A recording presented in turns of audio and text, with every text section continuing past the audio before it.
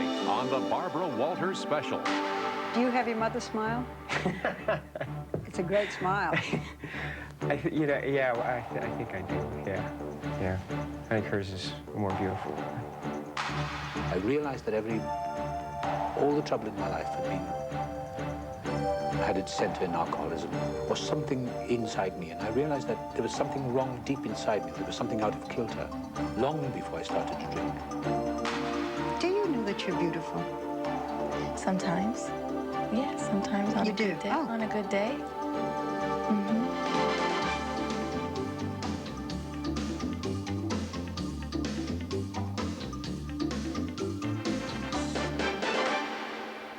Good evening. Well, here I am, all gussied up for Academy Award night in the entertainment capital of the world, Los Angeles, California.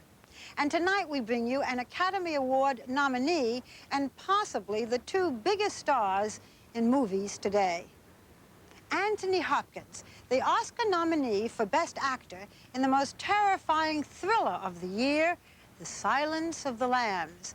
We went to London to talk with Anthony Hopkins, and his personal story is a thriller, too.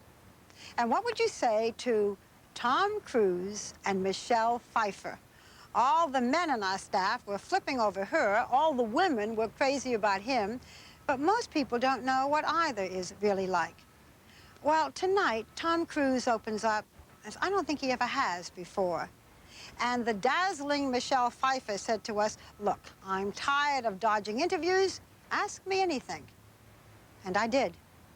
So, Anthony Hopkins, Tom Cruise, Michelle Pfeiffer. If you were making a movie, you couldn't ask for a better cast. Stay with us. The Barbara Walters Special, brought to you by the makers of Lincoln Town Car, Continental, and Mark 7. Lincoln, what a luxury car should be. And Tylenol. Caring isn't just what we do, it's who we are.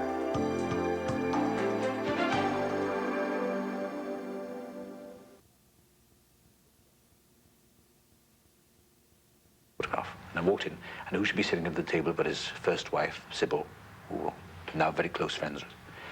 He says, what do you want? So he signed my autograph and had a chat with me. And I was looking at him, I thought, my God, isn't this amazing to be this sort of person? Now, what it must have been like to be in his skin. And as I was walking down the street, down the incline, back to the place where I lived in Taibach, which is a little kind of village in Port Talbot, my father had a baker shop. I remember stopping and thinking, I've got to get out of this place. I've got to get away from what I am. Whatever that is, I've got to become something different to my cousins and my colleagues in school. I've got to become something different. I've got to get out of this nightmare that I'm in.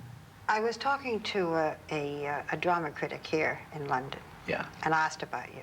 And he said, well, the interesting thing about Anthony Hopkins is A, he's a great actor, and B, he overcame the most horrendous problem.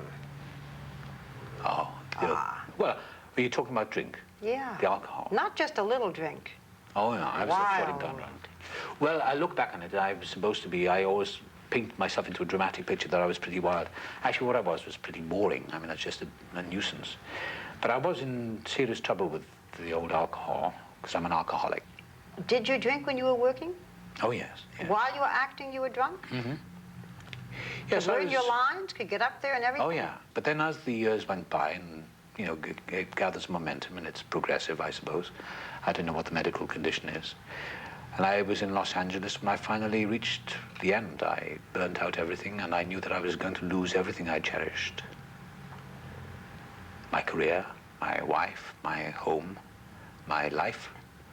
And it was the most astounding moment. It was 1975 when I stood on someone's doorstep after a party, a raucous party, and I realized that I was an alcoholic and I was finished. Just came to you? Yeah. And I said, I need help to this friend of mine, and suddenly the light came on in my head. It was like a pilot light. And it was like a flashback. I said, I realized that all the trouble in my life had its center in alcoholism, or something inside me. And I realized that, not because I'm smart or clever, because I'm not, but intuitively I understood that there was something wrong deep inside me. There was something out of kilter, long before I started to drink. And I've never wanted to drink since then. Which Really? is the most, Ever. Never wanted to. It isn't as if Never. you have to fight it every day. No. Most astounding phenomenon in my life. I mean, it's the most significant thing that ever happened to me. Tell me about your wife, Jenny. Jenny. Well, she's terrific. She's completely opposite to me. She's as weird to me as I must be to her because she's very moderate. I think she suffers from terminal moderation. She's very calm and very stable and very How relaxed. has she stood you? God knows. I don't know. I ask her that sometimes. I say, how the hell did you get married to me? And she said, well, you know, that's the way it was. We're very close to each other, and she loves me, I love her. And it's okay. Everything seems... I don't think of anything else like it was the way it was meant to be, I think. You do impersonations, I hear, that you Yeah. can do Olivier and Brando, and can you do a few? Do you want to do them and not see if I can guess them, or do you want me to tell you? Okay. Coming to my home on the day of my daughter's wedding, you say, Perfect. Godfather, you want me to, you know? Terrific. Well, that's Marlon Brando. I know that's Marlon Brando. That I know. Rod Steiger, I can do Rod Steiger. You are nothing. I tell you, my friend, Brando and I, we didn't get on. That's my friend Rod Steiger. Olivier. Olivia, I'm not dead yet, I tell you. Oh, I took by the throat the circumcised dog and smoked him thus. Gielgud. Ah, yes, Gilgood. It's wonderful. Of course, I mean, you've done very well. I saw that awful, disgusting film of yours, Sons of the Lambs. It terrified me. I couldn't see it again. But, You know, you could have a whole career. I Do you know. realize if you give this up, you could go in one of the comedy I could clubs? become and Rich do- Little. As we conclude this interview, which for me has just been a joy, really has. Thank you. Would you do my favorite line from Silence of the Lambs? You know the one? Yes. Wow. I wish we could spend more time together, Barbara. I'm having an old friend for dinner. Bye.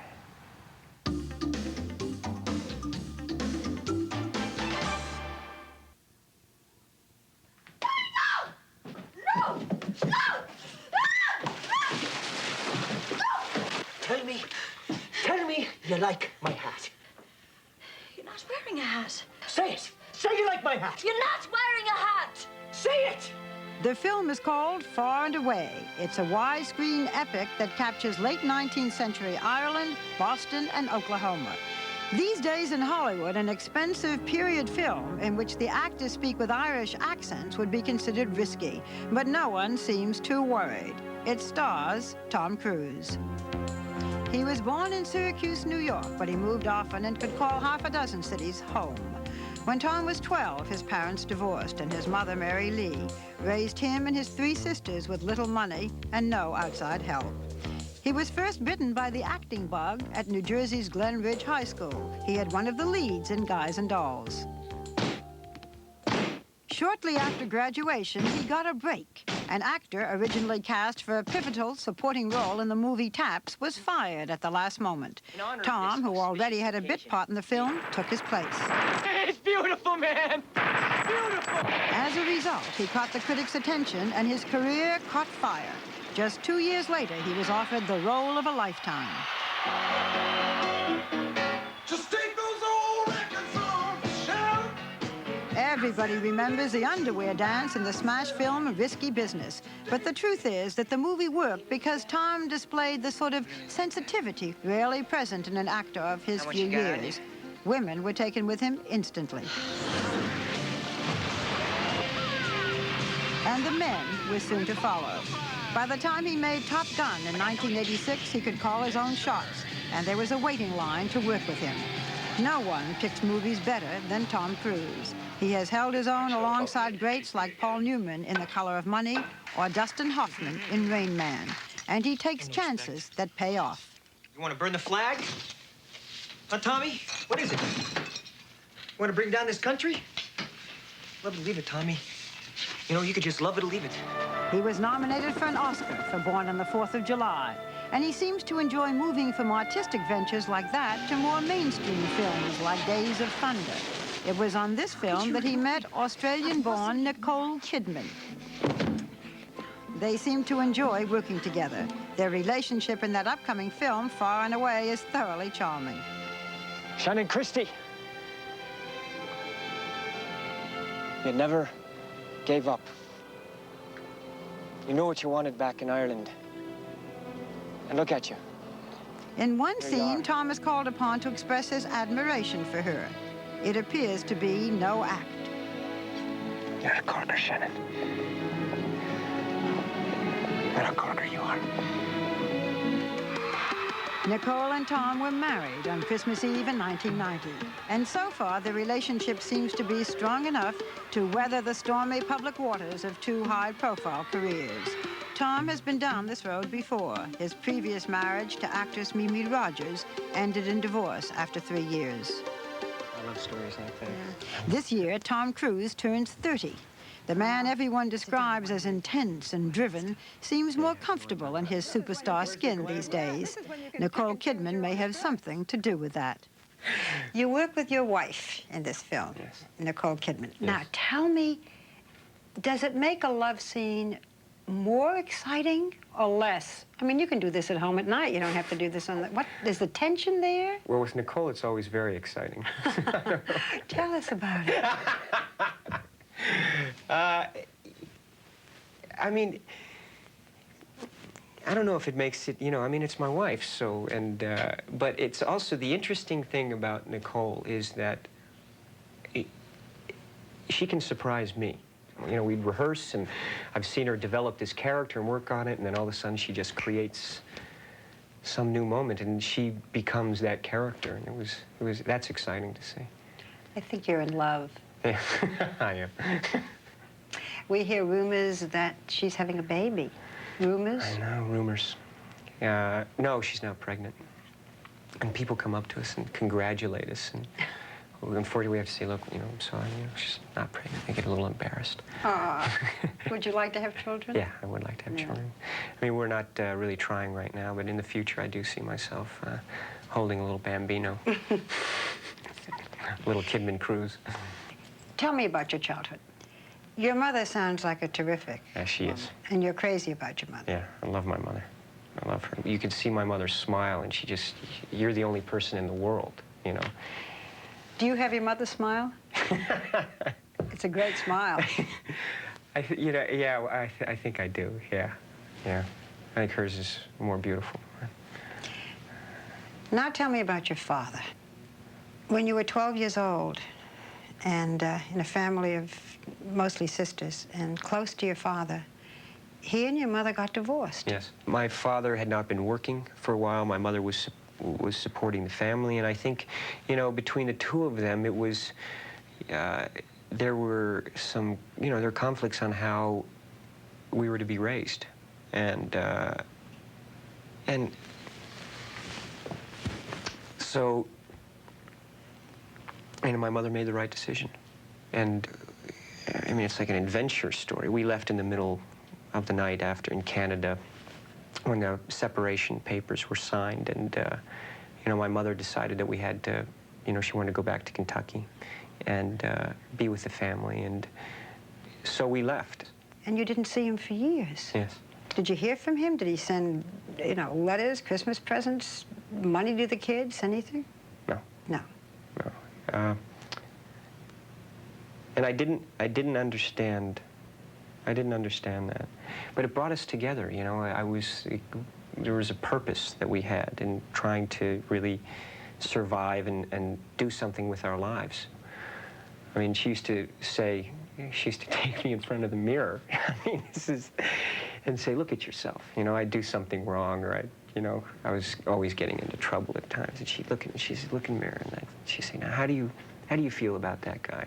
What are you going to do, when you're growing up, you got to be able to look in that mirror and feel good about that guy that you're staring at, When she said, what do you want to do? Did you say, I don't know? Yeah. I always felt I wanted to be a good person, and I wanted to do the best, and whatever I decided to do, to be the best that I could be. Your father died of cancer 8 years ago. Yes. Did you make your peace with your father before he died? Yes, I did, you know, there was a point, a level that we reached before he died, but I really never got to sit down and talk to him. You know, he was actually in the hospital, and he said, look, when I get out of here, we'll go out and we'll have a beer, and we'll talk about everything, and then he died. You have 2 older sisters? Yes. And 1 younger sister? Yes. So is that wonderful growing up with all those women, or did they drive you crazy? Or are you the most spoiled kid in That's America? what I hear all the time. No, oh, geez. God, all these sisters say he's wonderful. No, he's better than that. I mean, it was great. It was, what can I say? It was great. You know, I had 4 women, my mother and these 3 girls who were, you know, incredible women, and really, we had a great time. We had a great time. Did your sisters think you were handsome? Did their friends think you were handsome? Did you know you were good looking? The truth. I didn't know, I don't know. I didn't really, you know, I remember my sister and her friends, they would meet after school, and, you know, they'd talk about boys or whatnot, and sometimes they would choose me to practice kissing on, you know, because they needed someone to practice on. So that bell rang, and I was at a dead sprint for a couple of weeks. You know? The little girlfriends would come home and say, pucker up, and let me... Oh yeah, they put me on the bathroom sink, and they'd take turns closing the door and going in there. And kissing you? And kissing me. You were how old? I think I was about 8 years old, you know. That's a good side. There was also in your family dyslexia. You were dyslexic? Yes. And I didn't, you know, it was something that I felt that I had to hide. Yeah, a lot of people don't understand. Didn't and don't. And didn't and don't. And it was embarrassing for me. It means that you see numbers backwards, you have a trouble reading. Yeah, I couldn't remember, at that point, I couldn't remember, you know, my right hand from my left hand. I get to the bottom of the page, and, you know, letters were turned backwards. And actually, this is something that I have dealt with.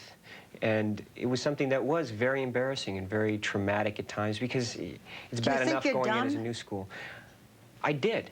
But there's actually, you know, there is something that is really, like, remedied that, which is, when I know you're going to ask me, I don't know if you are or not, but about Scientology, which is, yes. L. Ron Hubbard has a technology. L. Ron Hubbard was the founder of the Church of Scientology. Yeah, Church of Scientology. You are a member of the Church of Scientology. Yes.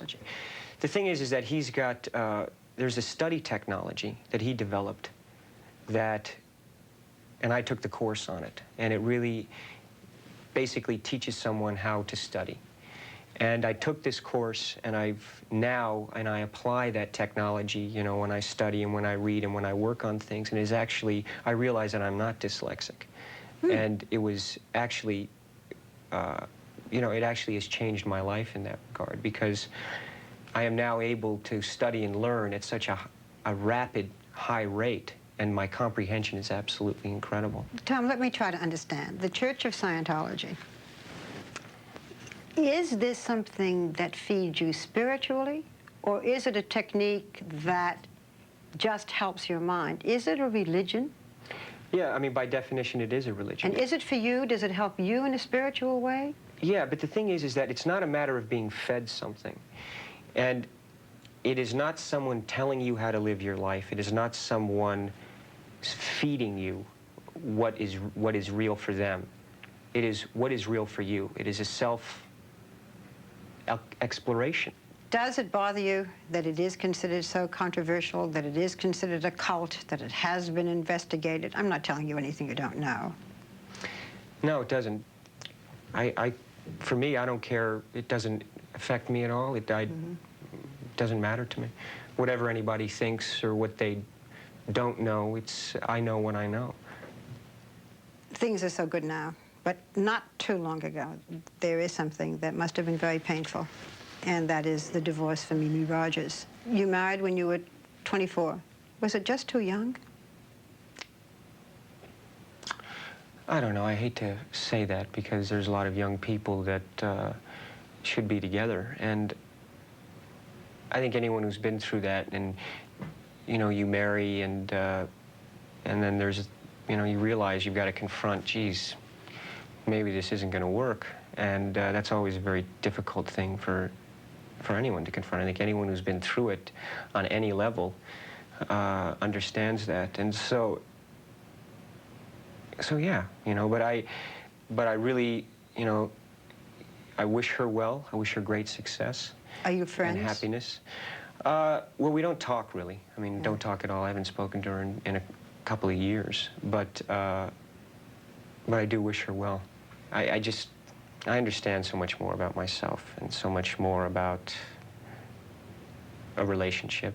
You know, I mean, I can speak specifically about Nick and I, you know, how we feel about our lives. I mean, the support we give each other.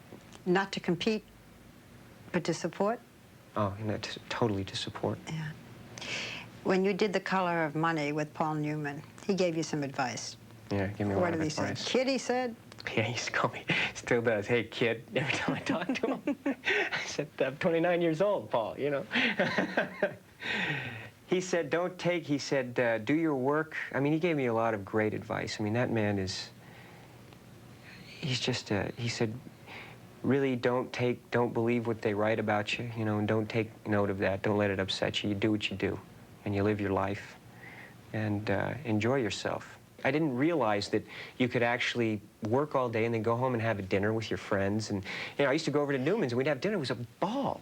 You know, I had a blast. And then, really, this past year, you know, year and a half, I started, you know, and it's not that I can do both, I realized. I can really work hard and still enjoy, you know, my friends. You talk about wanting to do the right thing, be a good person. Do you now? Are you now? A good person? Yeah. I feel I am. I feel I am. I feel happy with myself. I mean, when I look in the mirror, I feel good about myself, you know? Yeah, I can say I feel good about myself. I do. And I'd wish that on anyone.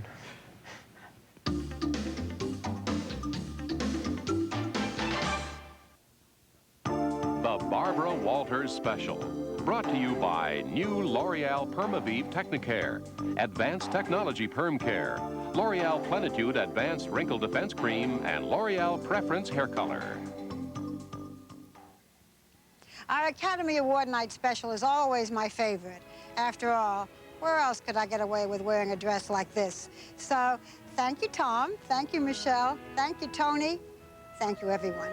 And good night.